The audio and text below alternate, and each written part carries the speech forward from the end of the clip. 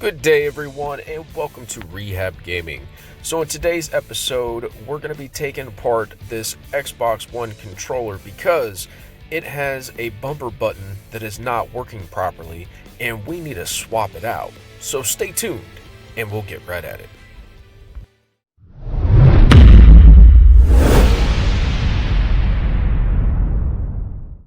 First of all, we're going to go ahead and tear down this controller here. Now, if you'd like to know how to do a complete teardown on an Xbox One controller, please feel free to click at the card at the top of the screen. That'll link you to our video where we completely disassembled an Xbox One controller and give it a little cleaning. So, without further ado, we'll go ahead and take this all apart and we'll get down to the board that we need access to. So here we have our board that needs to have the bumper button replaced, and we have our donor board over here. Now the reason why I have them set in beside one another is because I want you to pay attention to the finite differences between these boards. Now when you look at the shape and everything, they kind of look really similar, and you'd think, oh, why not just take this board and stick it in there and call it good?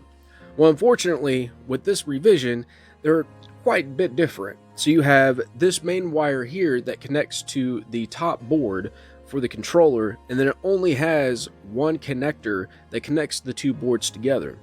This one over here actually has two separate connectors that are embedded on the board, and then if you look down at the component level, you can see that there are different components in different areas of the board. So these are completely different models that are not compatible with one another, hence the reason why we actually need to take the button off of this donor board and replace it on this one. So first things first, what you need to do before you even start soldering is heat up your soldering iron, make sure it is up to temperature, and also make sure that you clean the tip off of your soldering iron. In order to desolder something, what you're going to want to do is you're first going to want to make sure that you have a clean workspace. That way you're not having to worry about a whole bunch of stuff getting in your way. Two, you want to make sure you have good quality flux. I'm going to be using Kester 951 here, and what you're going to want to do is you're going to want to locate the button that needs to be replaced. So the right bumper is this one right here, so when the board is upside down, it'll be the one over here on the left. So what I'm going to do is I'm actually going to take this, I'm going to zoom in a little bit so you can see a little better what we're doing. Alright, so that's a little better. So first thing we're going to do is we're going to take our sight that we're going to be working with, and we're going to prep the connections with a little bit of flux. Just make sure that you get enough flux on there.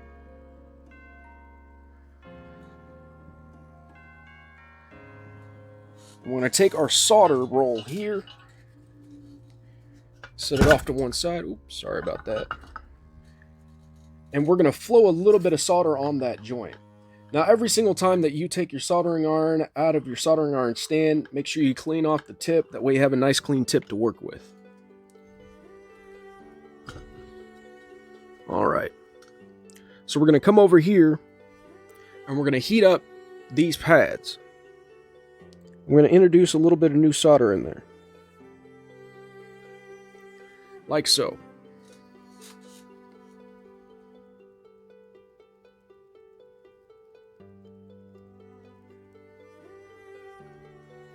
There's that one.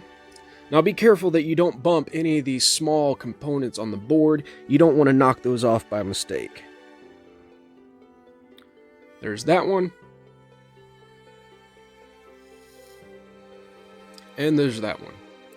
So the reason why we put solder on the joints is because we want to make sure that we have nice, good, clean solder to work with.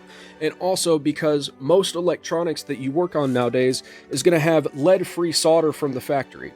The reason why this is because of EPA stuff here for the United States, the Environmental Protection Agency, and some other alphabet organizations and whatnot. It's hard to keep track of them all. But what they do is they govern the manufacturing of electronics and other goods, and they have regulations to make sure that you are not getting a device or a product that could seriously hurt you or cause you to become ill, since lead is designated as a poison and is poisonous to humans. They want to make sure that, especially for workers who are working in the plants, that everything they use is lead-free. But lead-free solder requires a hotter working temperature, and it's a little harder to work with. So I went ahead and put some flux right here on my braid. I'm going to go in here. I'm going to try and wick up all of this solder. You don't want to stay on there too long, because if you stay on there too long, you are actually going to end up pulling a pad, or you're going to end up burning a pad. And that's something that you don't want to do, that's for sure. All right, so I'm going to go ahead and cut off this tip of my desoldering braid, and I'm going to come back in. I'm going to fan it out with one of my tools here, so I have a little bit bigger working surface. The reason why I do that is because it will actually pull up more solder into the braid, and it's a little easier to work with. At least, that's my opinion.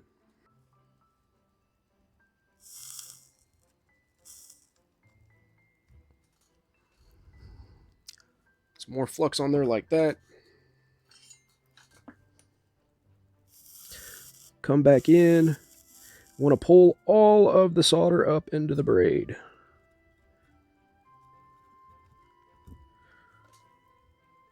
Okay. So that's fairly clear. So we're going to go on to the next one. So basically, that's pretty much what we're going to be doing this entire process, is just taking our desoldering braid, sticking it down in here, making sure that we pull up all of the solder for each of the connections, making sure we have everything all clean. So this one right here is the last one that we got to get the solder off of. Get it all wicked up there. Now that switch is ready to be removed. So we're going to go ahead and take this switch out and replace it with our donor. So before we put the replacement switch in here, what I'm going to do is I'm going to take some isopropyl alcohol. I use 99% technical grade alcohol. I'm going to put it on a cotton swab, and I'm going to go ahead and swab this area so we can get it clean and prepared for putting the new switch on. Now I like doing this just because of the simple fact I want to make sure that I have good, clean, solid solder joints, and I want to make sure that I'm not going to have any problems with wetting or with any of the components actually getting a good connection to their solder pads. So now we got all of that cleaned up. We're going to let it dry off a little bit, make sure that all of that isopropyl alcohol actually evaporates. You'll see it'll leave a little bit of white residue. That's perfectly fine. It's expected. It's what happens when you use isopropyl alcohol. So we'll come back in, we'll take our flux, and we will put some more flux on our site here just to prepare the joints. And we're going to take our new switch here, and we're going to flip the board over and make sure that we get it installed in the proper orientation. So you see this square right there where it says SW3, that's actually where this switch sets in. So you want to push it all the way down, make sure the base of the switch is level with the board, and we're going to take it and we're going to turn the board over like this.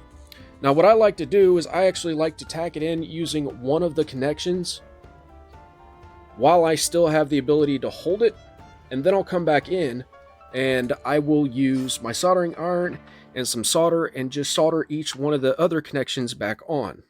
But first, we need to make sure that it's going to stay in place while we're working on the rest of them. So I just took a little bit of solder, put it on the tip of my iron. Let me clean that off. It's got a little bit of oxidation on it. Alrighty. Now I got a little bit of a solder ball on there. So I'm going to take it, put it on my joint, get it tacked in. Now I don't have to hold it. So I can set it down. I'm going to grab some more flux. I'm going to put some more flux in the area, and then I'm going to go ahead and flow solder onto each one of those connections for the switch.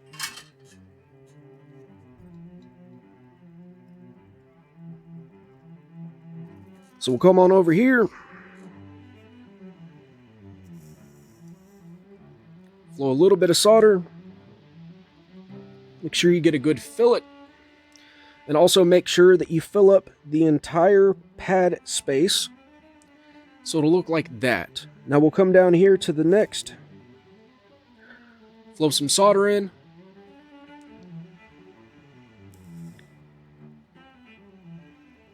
Flow some solder onto that one.